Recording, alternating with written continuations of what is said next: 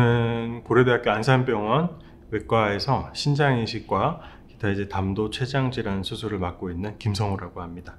일단 신장의 중요한 기능은 우리 몸의 노폐물을 빼주고, 그리고 혈압 조절이라든지 이 수분 전해질 이런 것들을 잘 밸런스를 맞춰주는 역할을 하고 있는데, 이제 당뇨나 고혈압 같은 만성 질환이 있는 분들은 그런 질환들로 인해서 신장이 계속 공격을 받게 됩니다. 그리고 또 하나는 신장 자체에서 생길 수 있는 질환들로 인해 가지고 또 만성 신질환이 생길 수가 있고, 이게 어느 기간 이상 지나다 보면은 본인이 신장에서 할 수 있는 기능을 넘어서 버리는 이제 만성 신부전 상태가 오게 되는데, 그때 할 수 있는 치료가 신대체요법이라고 해가지고 신장 이식과 또 하나는 투석, 이 두 가지가 있습니다.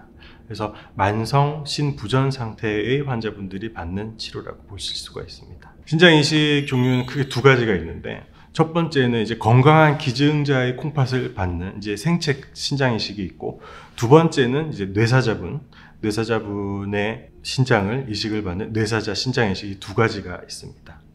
일단 신장 이식 과정은 이제 생체 신장 이식이든 뇌사자분의 신장을 받는 뇌사자 신장 이식이든 수술 방법은 거의 동일하다고 보시면 됩니다.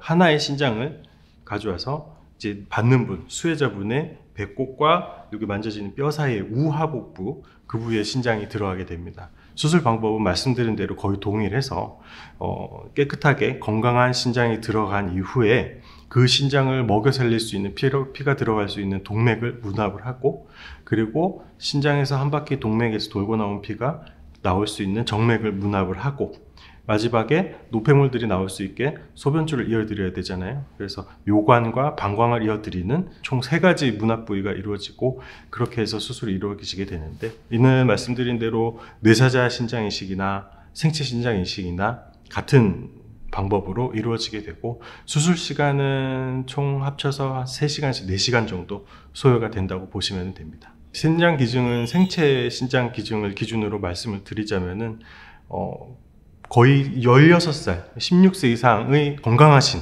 성인분들에서는 거의 다 할 수 있다고 보시면 되는데, 꼭 하나 알아두셔야 될 거는 그분들이 기저질환이 없으셔야 됩니다. 이제 대표적인 게 혈압, 당뇨 같은 기저질환이 없어야 되고, 이건 왜 그러냐면, 이런 기저질환이 있는 경우에 하나의 신장을 떼어주고 나면 그 기저질환이 악화가 될 수 있다는 연구 결과들이 있기 때문에 그런 것이고, 또 다른 것 중에 제한될 수 있는 것은 감염성 질환이 없어야 됩니다. 이번에는 본인이 깨끗한 신장이 다른 분한테 이렇게 들어갔을 때 가지고 있었던 바이러스나 세균성 감염이 있을 경우에는 받는 수혜자분한테 가서 그 감염성 질환이 다시 재발을 할 수가 있기 때문에, 이러한 몇 가지 특수한 경우 제외하고는 모두 건강하신 분들이라면 다 기증 가능하다고 알고 계시면 되겠습니다. 환자분들이나 환자에게 기증을 하고 싶어하는 가족분들이 제일 궁금해하실 만한 질문인데, 결론적으로 말씀드리자면 오히려 다른 수술에 비해서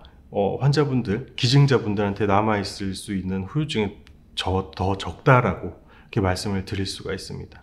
실제로 유럽이나 미국 같은 곳에서 이루어진 큰 연구들을 보면은 신장 기증을 하고 나서 그 수술로 인해서 사망까지 이루게 될 수 있는 큰 합병증은 확률로 따지면 0.03%에서 0.06%라고 이렇게 보고가 되고 있는데, 숫자로 보면은 10,000명이 수술하면 3분에서 4분 정도, 6분 정도만 그런 합병증이 생길 수 있다는 뜻이거든요. 대신에 그런 분들은 기저질환으로 아주 심한 고혈압을 앓고 있었다든지, 아니면은 흑인 인종들에게서 좀 더 그런 문제가 더 심각하다고 알려져 있습니다. 따라서 우리나라에서의 건강한 성인들, 특히 기저질환이 없는 16세 이상의 성인들에게서는 특별히 후유증이 남지 않는 수술이라고 말씀드릴 수가 있습니다. 일단 신장 이식 수술은 수술 시작함과 동시에 면역 억제제라는 약물이 들어가게 되는데, 그 면역 억제제는 평생 복용을 해야 된다라고 생각을 하셔야 되는데, 면역 억제제라는 말만 들어도 사실 부작용이 꽤 있을 거라고 생각이 드시잖아요. 실제로 면역 억제제가 부작용이 적은 약은 아닙니다. 면역 억제 부작용은 워낙에 종류도 다양하고 경증도 상당히 다양하게 나타날 수가 있는데, 가장 흔한 것으로는 이제 체중이 증가한다든지 혈압이나 혈당이 증가한다든지 이런 문제가 생길 수 있습니다. 그런데 이런 면역 억제제로 생기는 부작용은 이제 신장 내과, 꾸준히 다니시면서 면역 억제제의 용량을 조절을 하면은 해결이 되는 방법이고, 또 하나의 생활习惯도 상당히 이제 주의를 기울여 주셔야 되는데, 절대로 짜게 드시면 안 됩니다. 염분을 제한을 하셔야 되는데, 그렇다고 아예 소금을 드시지 말라는 건 아니고 아주 조금씩 간을 한다? 그렇게 생각을 하시면 되고요. 또 하나는 혈당이 많이 올라갈 수도 있는 약제를 복용을 하시기 때문에 수술하시고 나서 회복 기간, 그리고 이제 평생 생활을 하시면서는 이제 과일이라든지 이렇게 혈당을 급격히 올릴 수 있는 거는 조금씩 자제를 하시는 것이 좋다라고 말씀을 드릴 수가 있겠고, 신장이 안 좋으셨을 동안에 잘 드시지 못하셨던 단백질류, 쉽게 말해서 고기 같은 것들도 수술하고 나서 회복 기간에는 충분히 드시는 게 좋지만, 그것도 너무 과하게 드시면은 좋지가 않습니다. 그것만 잘 지켜주시면은 생활하시는데 전혀 지장이 없습니다. 제 외래에서 이제 신장 이식 같은 거를 간혹가다 이제 상담을 하러 오시는 분들이 있는데, 그분들이 제일 걱정하는 게 일단 그겁니다. 첫 번째는 이식수술. 이식수술이라는 그 말 자체에 대해 되게 부담을 많이 가지시거든요. 당연히 이식수술은 작은 수술은 절대 아닙니다만은, 예전에 비해서 약도 많이 좋아졌고, 예전에 비해서 수술 시간도 많이 짧아졌습니다.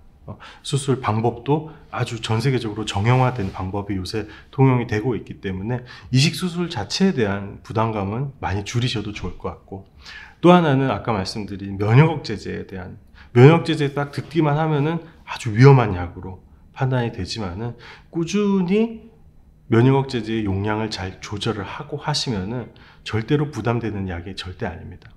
그리고 투석을 대부분 하시는 분들이 이 신장 이식을 결국에 고려하시게 되는데, 신장 이식을 하기 전과 하고 나서의 삶의 질은 확실히 차이가 많이 날 것임을 제가 확신을 드리면서, 꼭 한번 절대 고민하지 마시고 신장내과 외래나 저희 외래 오셔가지고 한번 상담 받는 것을 권유를 드리겠습니다.